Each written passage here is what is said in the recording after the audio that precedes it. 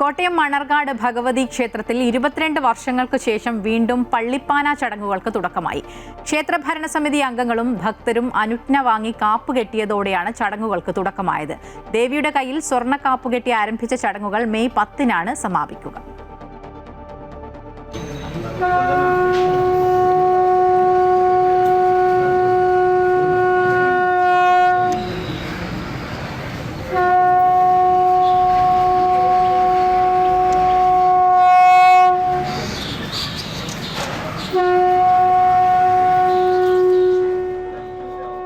പാലാഴി മഥന സമയത്ത് ആലസ്യത്തിലായ മഹാവിഷ്ണുവിനെ ഉണർത്തുന്നതിനു വേണ്ടി ശിവപാർവതിമാർ പാടിയതാണ് പള്ളിപ്പാന എന്നറിയപ്പെടുന്നത്. സുബ്രഹ്മണ്യന്റെ നിർദ്ദേശപ്രകാരം പരമശിവൻ വേലനായും പാർവതിദേവി വേലത്തിയായും അവതരിച്ച് പാട്ടുപാടി മഹാവിഷ്ണുവിനെ ഉണർത്തിയെന്നാണ് ഐതിഹ്യം. ഇതിന്റെ പുനരാവിഷ്കാരമാണ് അനുഷ്ഠാന ചടങ്ങായ പള്ളിപ്പാന. ദേവിയുടെ കയ്യിൽ സ്വർണ്ണക്കാപ്പ് കെട്ടുന്ന ചടങ്ങിൽ പങ്കെടുത്തവർ ക്ഷേത്രസന്നിധി വിട്ടു പോകാതെ 12 ദിവസത്തെയും ചടങ്ങുകളിൽ പങ്കെടുക്കണം എന്നതാണ് ആചാരം. 12 ദിവസമായി നടക്കുന്ന ഈ ചടങ്ങുകളിൽ 18ഓളം കർമ്മങ്ങൾ നടക്കുകയാണ്. മാന്നാർ VK ഉണ്ണികൃഷ്ണനാണ് ഇതിൻ്റെ മുഖ്യ കാർമ്മികനായി എത്തിയിട്ടുള്ളത്. മണർകാട് ഭഗവതി ക്ഷേത്രത്തിൽ മെയ് 10 വരെയാണ് പള്ളിപ്പാന നടക്കുന്നത്.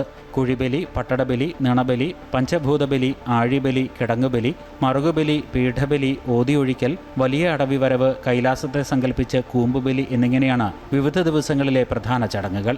7-ാം തീയതി മുതൽ 9-ാം തീയതി വരെ നടക്കുന്ന പനയടി എന്ന വഴിപാടാണ് പള്ളിപ്പാനയിലെ പ്രധാന ദോഷപരിഹാര ചടങ്ങ്.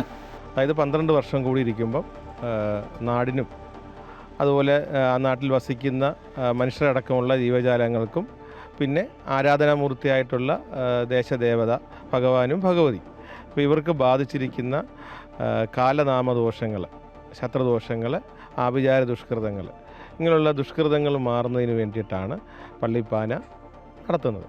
നിഴൽക്കൂത്ത്, ഗണപതി ഉത്ഭവം, നരസിംഹ അവതാരം, ദശാവതാരം, കുചേലമോക്ഷം, ഭരതം കഥ, സന്താനഗോപാലം, വിഷ്ണുവിൻ്റെ പിണിപ്പാട്ട് തുടങ്ങിയവയാണ് പറകൊട്ടിപ്പാട്ടിന് ഉപയോഗിക്കുന്ന ഭാഗങ്ങൾ. ആദ്യ ദിനത്തിൽ ശരശയ്യയിൽ കിടക്കുന്ന ഭീഷ്മരെ സാക്ഷിയാക്കിയാണ് ചടങ്ങുകൾ നടന്നത്.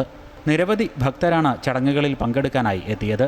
അവസാന ദിനമായ മെയ് 10-ന് പൊറനാടിയെ പുറംകളത്തിൽ ഗുരുതി കഴിക്കുന്നതോടെയാണ് ചടങ്ങുകൾ സമാപിക്കുക.